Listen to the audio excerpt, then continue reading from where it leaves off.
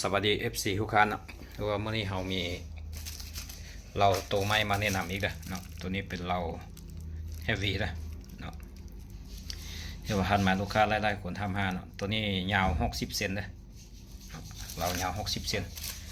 ลูกค้าท่านใดสนใจหักมาได้เลยตัวนี้นะแต่ว่าเครื่องมีพร้อมส่งเนาะเกี่ยวมันจะเป็นอย่างนี้เนาะผมโฟกัสกันได้แล้วก็เอาประกันเลยเนาะว่าเรื่องคอมเมนต์จำเนาะหลายๆคนก็สิฮู้แล้วว่าเฮฟวีมันเป็นแบบใดเอาเฮฟวี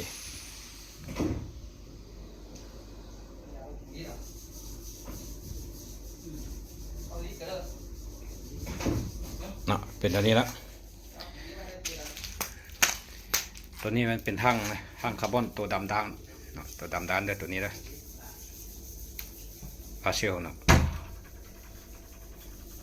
ตัวนี้ 0.5 ตัวนี้ 0.7 ตัวนี้เลยเรียกว่าเครื่องมาใหม่เนาะแต่ว่าตัวนี้มาบ่ได้เลยตัวนี้มีตัว50นี่มันมา20สุด20อันเนาะตัวนี้มา4อันดำด้านงามเนาะลูกค้าเนาะละเอียดเนาะสนใจหักมาเด้อเนาะเครื่องมีพร้อมส่งเนาะเราคือกันเนาะซูเปอร์เฮฟวี่ทรงล่างมีหลายคนถามหาว่ามีเราซูเปอร์เฮฟวี่บ่มีเราเฮฟวี่บ่มีแล้วเนาะลูกค้าเนาะผู้ใดต้องการให้มันหักมาเนาะห้านเฮาบ่ได้นำลายเนาะมีคือมีบ่มีคือบ่มีเนาะเครื่องพร้อมส่งเนาะตัวนี้มีจำนวนไร่เด้อเอามา100 ชุดตัวนี้นะสนใจหักมาราคาล่างใหม่เด้อเนาะจัดเลยตัวนี้เนาะหลายคนต้องการ35อยู่ดำด้านราคาก็ซีนรุ่นตัวอันทางคาร์บอนตัว